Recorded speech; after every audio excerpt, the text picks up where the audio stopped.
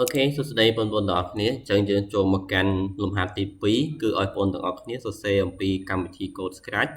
ដើម្បីកំណត់បន្ទុកជាប់ធ្លាក់អញ្ចឹងនៅក្នុងលំហាត់របស់យើងគឺគេឲ្យលក្ខខណ្ឌបន្ទុកចាប់ពី25ឡើងទៅគឺឲ្យជាប់ហើយបើសិនជាបន្ទុកលក្ខខណ្ឌទី2គឺក្រោម25ធ្លាក់អញ្ចឹងចូលបងប្អូនទាំងអស់គ្នាទៅសរសេរទៅមើលការសរសេរ code នៅក្នុងកម្មវិធី Scratch របស់យើង ចឹងដើម្បីដំណើរការ Scratch បានគឺយើងចូលទៅកាន់ព្រឹត្តិការណ៍មួយមុនគេបន្តមកទៀតយើងទៅមើលលក្ខខណ្ឌនៃលំហាត់របស់យើង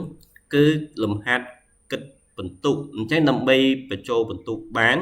លុះត្រាតែយើងមានអថេមួយដើម្បីរក្សាតម្លៃបន្ទុកដែលយើងបញ្ចូល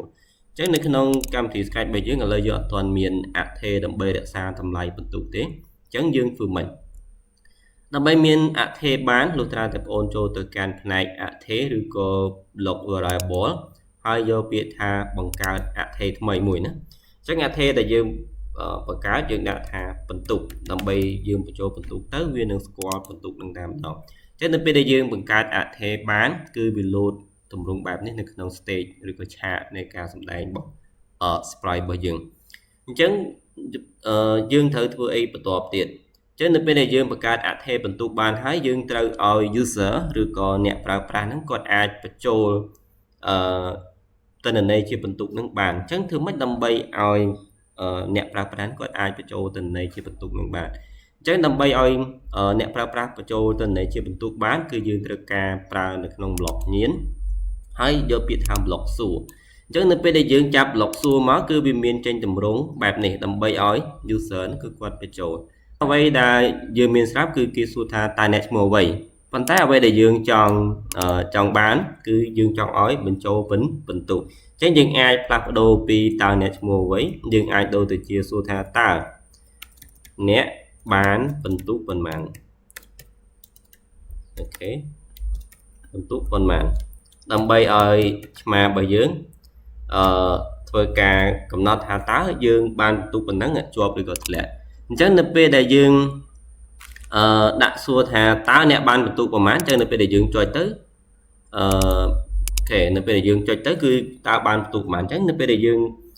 បញ្ចូលបន្ទុកឧទាហរណ៍គឺបញ្ចូល45អញ្ចឹងបន្ទុកហ្នឹងគឺវានឹង store ទៅ45ប៉ុន្តែហេតុអីបានវាអត់ទាន់ store ទៅនោះដោយសារតែយើងអត់ទាន់បាន set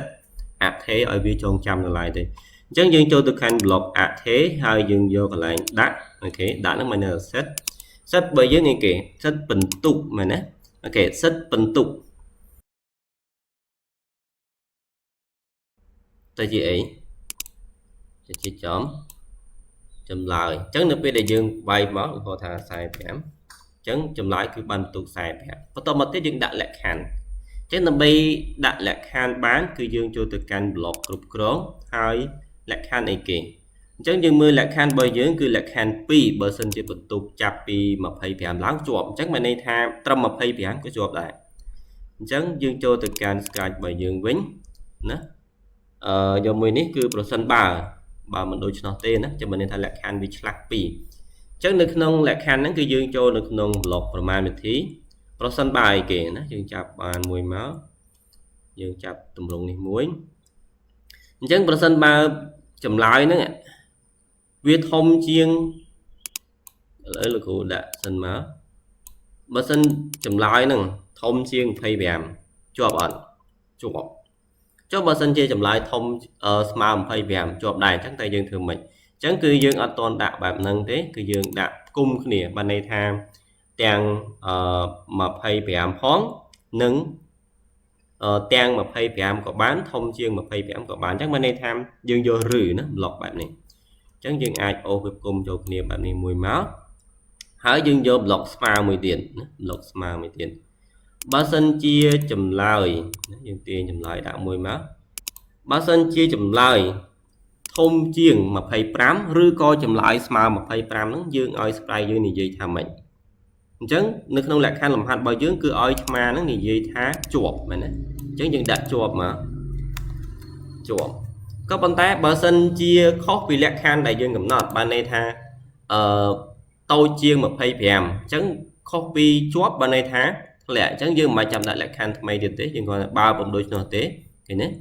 បើសិនជាចូលនៅក្នុងលំហាត់យើងខាងលើលក្ខខណ្ឌរបស់យើងខាងលើគឺបើន័យថាជាប់តែបើមិនដូច្នោះទេនេះគេនេះបើមិនដូច្នោះទេបើន័យថាលាក់ឥឡូវយើងដាក់លាក់មក